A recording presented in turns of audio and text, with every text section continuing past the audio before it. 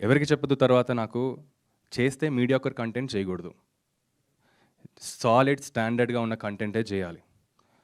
అది ఎంత టైం అయినా పర్లేదు. ఎందుకంటే ఎవరికి చెప్పదు నేను ప్రొడ్యూసర్, ఎవరో ఒక ప్రొడ్యూసర్ వచ్చి ఇన్వెస్ట్ చేస్తారు, వాళ్ళు నష్టపోకూడదు. సో కంపల్సరీ నేను మాత్రం మీడియాకర్ కంటెంట్ చేయను. చేస్తే ఒక స్ట్రాంగ్ స్టాండర్డ్గా ఉన్న కంటెంటే చేస్తాను, ఆడే కంటెంటే చేయాలని ఫిక్స్ అయ్యాను సార్. అది సో అలా చేయటం జరిగింది. ఒకటేమో జితేందర్ రెడ్డి, ఇంకొకటి మా ప్రొడక్షన్లో.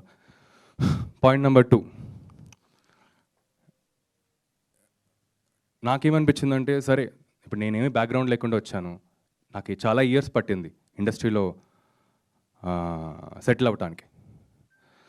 కొత్త వాళ్ళని ఎంకరేజ్ చేద్దాం, సరే నాలాంటి వాళ్ళు ఎవరో ఉంటారు కదా ఎంకరేజ్ చేద్దామని చేసిన ప్రాజెక్టు పేకమెడ్లు. పేకమెడ్లు అనే ప్రాజెక్ట్ చేసిన తర్వాత నాకు ఏమర్థం ఏంటంటే సార్, నేను అది చేయకుండా ఉండాల్సిందని.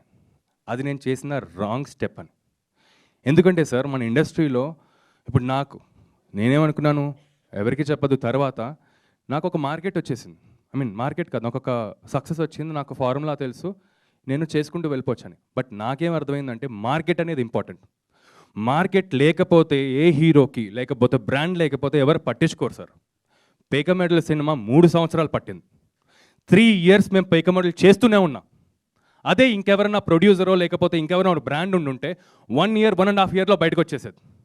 సో నా రిగ్రెట్ ఏంటంటే నేను రాకేష్ వర్య ఒక బ్రాండ్ అయిన తర్వాతే కొత్త వాళ్ళతో చేస్తా, తప్పకుండా చేస్తా సార్. కొత్త వాళ్ళని ఎంకరేజ్ చేస్తా, ఎందుకంటే నేను కూడా ఆ బ్యాక్గ్రౌండ్ లేకుండా వచ్చాను కాబట్టి నేను ఎంకరేజ్ చేస్తా.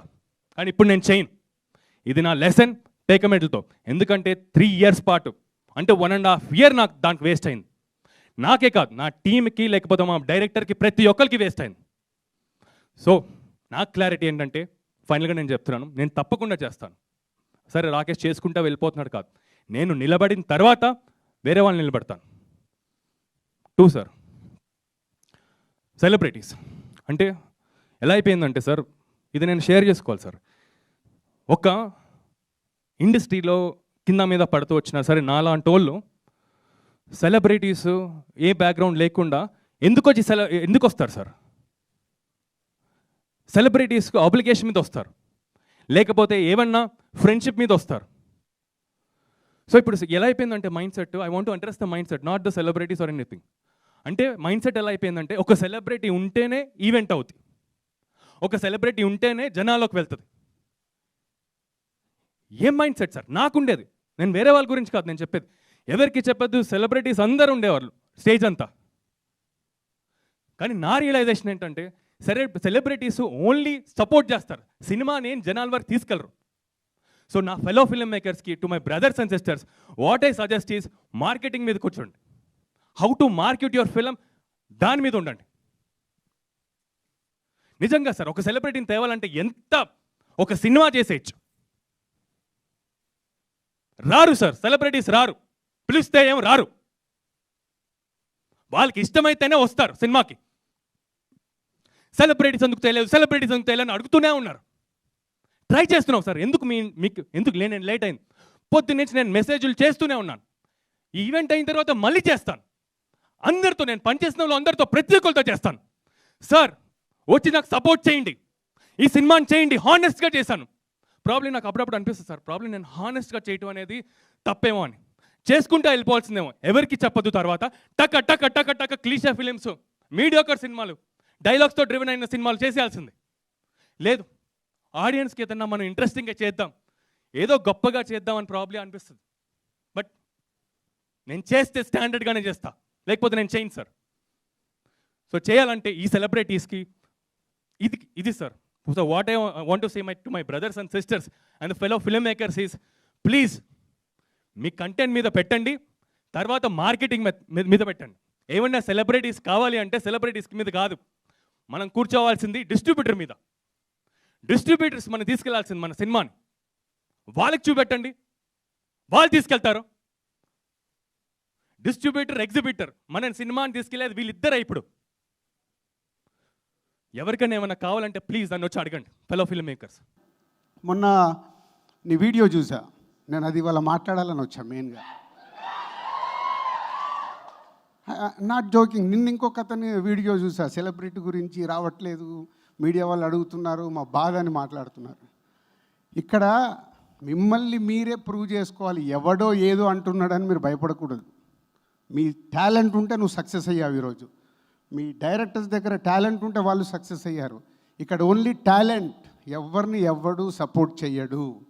ఎప్పుడో మీరు సక్సెస్ వచ్చినప్పుడు మాలాంటి వాళ్ళు వచ్చిన అభినందిస్తాం, అంతేగాని ఈ సినిమా మీది, ఈ జర్నీ మీది, మీరు కష్టపడి చేసుకున్నారు కాబట్టి ఈరోజు అనే సినిమా ఇంత విజయం సాధించడం జరిగింది. ట్రోల్స్ మాట్లాడావు. ఒకప్పుడు మీకు అందరు గుర్తుందో లేదో, 40-50 ఇయర్స్ క్రితము పల్లెటూర్లలో ఉండేవాళ్ళు ఖాళీగా ఉండి మాట్లాడుకునేవాళ్ళు. అది ఆ ఇంటి నుంచి ఆ ఇంటికి, ఆ ఇంటి నుంచి ఆ ఇంటికి, అలా ఊరంతా స్ప్రెడ్ అయ్యేది. వాళ్ళ అదృష్టవంతులు, సోషల్ మీడియా ఆ రోజు లేదు కాబట్టి ఆ ఊర్లో ఆగిపోయింది. ఈరోజు సోషల్ మీడియాలో ఉన్నాం కాబట్టి అదే ఇప్పుడు జరుగుతుంది అంతే. అప్పుడు ఆ ఊరు మట్టుకే ఉండేది, ఇప్పుడు ప్రపంచానికి వెళ్తుంది. దానివల్ల నీకేం జరగదు, నీ సక్సెస్ మాట్లాడాలి. అలా ఎమోషనల్ నెక్స్ట్ అవ్వకు నువ్వు, ఎందుకంటే నీ దగ్గర టాలెంట్ ఉంది. మన నీ వీడియో చూస్తే నాకు అర్థమైంది, నీ బ్యాక్ డ్రాప్ ఎక్కడో చిన్న కుటుంబంలో పుట్టి నిన్ను నువ్వు నమ్ముకొని ఈ సినిమా ఫీల్డ్లోకి వచ్చి సక్సెస్ అయ్యావు. ఆ రోజు నీకు ఎవరు సపోర్ట్ లేదుగా ఇండస్ట్రీలో, బట్ నువ్వు సక్సెస్ అయ్యావు. ఇప్పుడు నేను ఒక పల్లెటూరుకి వెళ్ళి వచ్చా, నాకెవరు సపోర్ట్ లేదు. ఒక సినిమా అనుకొని వెళ్ళి సక్సెస్ అయ్యి ఈరోజు నిలబడ్డాం. ఇక్కడ మన హార్డ్ వర్కే మనం నిలబడుతుంది, అదే నమ్ముకోవాలి. ఎవరో ఏదో చేస్తారు ఇక్కడ ఇండస్ట్రీలో అంటే ఎవరు ఏమి చేయరు, అది గుర్తుపెట్టుకోండి. మీ సక్సెస్ మీ హార్డ్ వర్కే ముందుకు తీసుకెళ్తుంది. ఎప్పుడు కామెంట్లు చేస్తుంటారా, వెనకకు లాగేస్తున్నారు, మాకు సపోర్ట్ చేయట్లేదు, మాకు అది, ఎవరు సపోర్ట్ చేయరు ఇక్కడ, ఎవరు వెనకకు కూడా లాగరు. నీ సినిమాకి ఎన్ని థియేటర్లు దొరకాలో అన్ని థియేటర్లు దొరికాయి. నీ సినిమాకు ఎంత రెవెన్యూ రావాలో ఈరోజు అంత రెవెన్యూ వస్తుంది. ఎందుకు? నీ సినిమా వల్ల. ఎవరే చేయరు. సో ఇది నమ్ముకోండి. యంగ్ బ్యాచ్ ఇండస్ట్రీకి రావాలనుకున్న వాళ్ళు కూడా ఈ డయాస్ మీద కిరణ్ది నేను చూశాను కాబట్టి చెప్పాలనుకొని చెప్తున్నాను. ఆయన మొన్న సెలబ్రిటీస్ రాలేదని జితేందర్ రెడ్డి, రాకేష్ చెప్పాడు.